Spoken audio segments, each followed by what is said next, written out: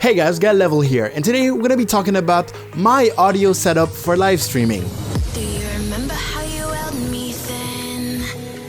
Now I can just make a video listing all of the different items in my audio setup, but I also want it to be a little bit informative and give you a couple of tips. Now I do want to talk about the Blue Yeti, which is not the microphone I'm using right now, but I want to talk about this microphone because it's the most popular microphone that is being suggested for small streamers to buy. I've seen people create their Twitch account and then on their first stream, their first donation goal is buy a Blue Yeti, thinking that spending that amount of money will solve all of their audio problems. The Blue Yeti is not a magical microphone. Okay, so now let's talk about what I had in mind when I was thinking about getting some gear for my new audio setup, because I didn't start streaming with this. When I first started streaming, I actually was using my Xbox headset, my cheap Xbox 360 headset to stream, and it was fine. Quality was horrible, but I still had viewers. It was fun. No.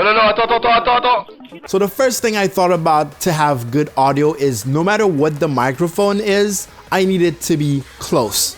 So close that it would be in frame. Second thing is I did not want any vibrations to be transferred to my mic from my streaming shenanigans. That means that I cannot have the mic just sitting on my desk. I wanted the mic to be easy to adjust on the fly. That means during stream, if someone says, oh, you're saturating or you're too low, you're too high, just one click or one movement will fix it. Going back to the mic being close, I knew that I needed a pop filter. So when I say stuff like Peter Parker, it wouldn't explode my viewers' eardrums. Then I thought about the effects that I wanted to apply to my audio. I definitely wanted a compressor. What a compressor does is compress the audio between the highs and the lows. We're not talking about frequencies, we're talking about volume here. That means it kind of takes everything that is super high, brings it a little low, and everything that is super low and brings it a little higher, giving you a more uniform audio volume. And the last option I wanted to have is an equalizer, just in case I was going with a cheap mic and it didn't have the best frequencies in the highs or in the lows. I could manually adjust them and boost them. And obviously the most important criteria of all of that was to save money. I didn't have a huge budget. I didn't want to spend $500 in my audio setup, specifically if it wasn't going to meet all the criteria that I listed. Now let's talk about the Blue Yeti real quick. The Blue Yeti is a good microphone. It's a pretty good condenser microphone. It sounds really good, but only if used right. It's a good broadcaster microphone as it's advertised as, but there's a lot of things that they don't tell you. To me personally, it's a good broadcaster microphone, but not a good streaming microphone. If I had a podcast, the Blue Yeti would be completely fine. If I would do ASMR, the Blue Yeti would be completely fine. Those are situations where you're doing something where the main focus is you speaking in the microphone and not necessarily doing anything else. But when it comes to streaming video games, and I know that my stream can go a little crazy, I know that I want to be able to put my drink, to put my phone down, I know that my vape sometimes falls on the table, so I don't want any microphone to be sitting down on the table, otherwise it would be horrible for my viewers. Now you might be thinking, oh, that's just fine. You just need to buy an arm, a desk mount for your Blue Yeti, and then add a pop filter, and then add a shock mount. But that's where things get a little complicated. This is where the secrets about the Blue Yetis are being revealed. The Blue Yeti is not like any other microphone. The Blue Yeti is unusually large compared to other standard microphones. It's also super heavy compared to standard microphones. That means that it's not compatible with universal stuff in general. If you're gonna buy a cheap arm, most likely, even if you tighten it up as much as you can, the Blue Yeti will make it slowly fall with time, which is not something that's acceptable. If you want to buy a universal shock mount, turns out the Blue Yeti is larger than most of microphones, so it most likely will not be compatible, or will be so tight that it would not absorb any vibrations. And here comes the part that I really dislike about all of that. You can solve all those problems by buying, for example, an expensive, a better quality arm, like the Rode swivel mount. And then the Blue Yeti company, they make their own shock mount. But the problem is that The Rode swivel mount is like 70 bucks. The shock mount is also 70 bucks. The Blue Yeti can go from 99 to 150 to $200. So you're almost spending $300 to $400 on a pretty good condenser microphone, but at the end of the day, you will still have a huge thing in front of your face. And I did not have this budget, first of all, and I did not want to go through all the struggle of having this monster of a microphone set up like a regular microphone. So I went with the cheap option, and this is the part where I tell you what gear I actually use. Everything is pretty standard. When it comes to the audio effects that I talked about, the compressor and the EQ, I wanted to have a mixer. I could have went with a USB microphone, just plug and play. But if I wasn't satisfied with the audio quality, I would have to go through stuff like Voicemeeter and other software. And then when you're streaming, Voicemeeter starts lagging or you have some problems. And then, no, I wanted something analog, basically. I wanted something that I could control on my desk with the press of a button. Same thing for the gain. If when it comes to the volume, if my chat says, oh, you're too low or you're too high, I can just turn a knob and then it's fixed. But also I went with hardware against software because hardware is more reliable. Hardware was made to last, and I will not have to rely on my computer's power to run those software in order to get my audio. Audio is the most important thing in live streaming, and I cannot risk having my computer that's already running a game, already running Streamlabs OBS, and already running all the background stuff. I cannot let a software dictate whether I have audio or not on my microphone while I'm streaming. And now without further ado, I'm gonna give you the list of the gear that I actually use for my audio. Keep in mind that if you want to buy or if you want to look at the products that I use, there will be Amazon links, there are affiliated links in the description of this very video. Okay, so to recap the needs, I want it to be close to my mouth, no vibrations, easy to adjust, a pop filter, a compressor, and an EQ, and I needed to save money.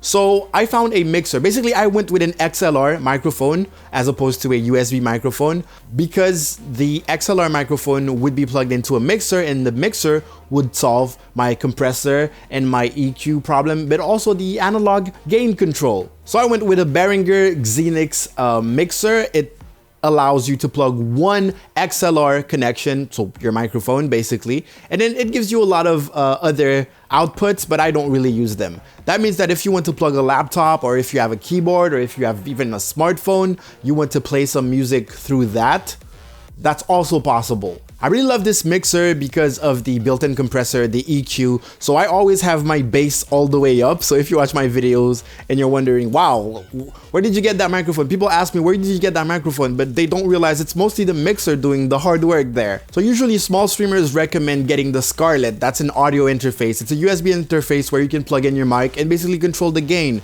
which is good. It probably has a better preamp than the Behringer Xenix. But that being said, all you have is the gain, basically. It's the gain control. It will power your mic, but the only option you will have is to control the volume, which wasn't enough for me. Whereas with the Xenix, you have the compressor, the EQ, plus the gain control, plus you have other outputs.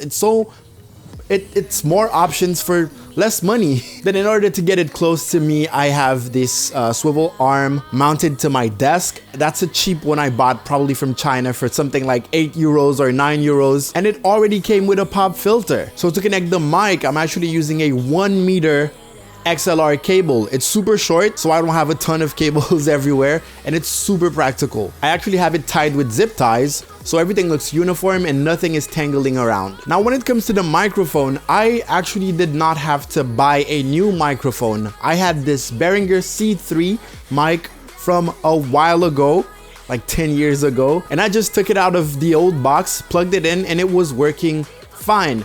I don't really recommend this specific microphone. Why? Because the quality isn't that good. It's not a great microphone. It does have multiple options. You can switch the pickup patterns, plus it comes with a noise reducer, but the quality just isn't that great.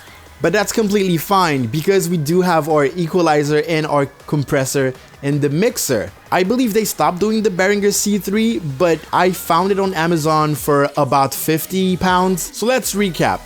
If you spend 40 pounds on the mixer, you spend 50 pounds on the mic, you spend something like 5 or 6 pounds on the cable, and then 12 pounds around 12 pounds on the arm with the shock mount. I'm actually not using the shock mount right now. I'm just using a normal mount, and it's fine. You will have spent something like 110 pounds on a full audio setup that is very practical, where you won't need to go through software like Voicemeeter to have good audio, where you won't have to stop the stream and find out your gains in Streamlabs OBS when someone tells you you're saturating or you're too low. It will take half a second for you to adjust your volume. Now, I do believe there are some better microphones in the exact same price range as the Behringer C3.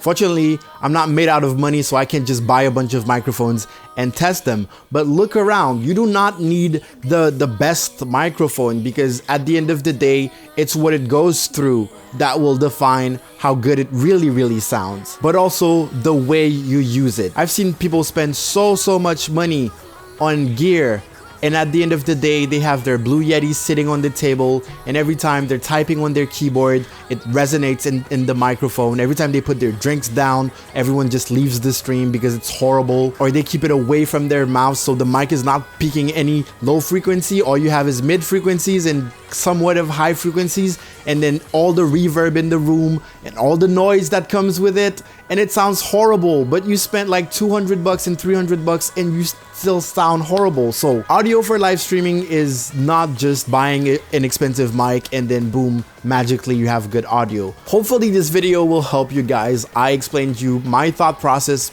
behind buying my gear, but also hopefully it helps you save money and not fall into this small streamer trap of the Blue Yeti is popular, so you must get a Blue Yeti. It's not that simple. You will not automatically get good audio because you bought a mic that is more than $100. That being said, I have seen a video where someone compared the Blue Yeti to another mic that was around $50, and in the video it was pretty much conclusive that both mics had the same quality, so it's definitely worth a watch. Click on the eye top right of the screen and watch this video. It's not made by me. I don't know, I have no affiliation with the guy, but the video was quite interesting. All right, time to put some social media up there. I have a little announcement. The live stream that we usually do on this channel on YouTube, they're actually going to move to Twitch, so the next stream review is going to be on my Twitch channel. That's twitch.tv/getlevel. If you're looking for some dope overlays to make your stream look good, we have a bunch of cheap and we have a lot of free overlays. The most recent one was the Apex Legends overlay pack. It's completely free. You can go to gumroad.com/getlevel to get it. If you're not using Streamlabs OBS yet to stream, please download it and install it from my affiliate link. I will get a little bit of money, even though it's free for you, and charity will also get a little bit of money, so please consider it. Since this video is about audio, I would love to know what gear do you use to live stream. So leave them in the comment section below, and I will see you guys next time. Thank you so much for watching. Get Level out. Do you remember how you held me then? Now you got me reaching out.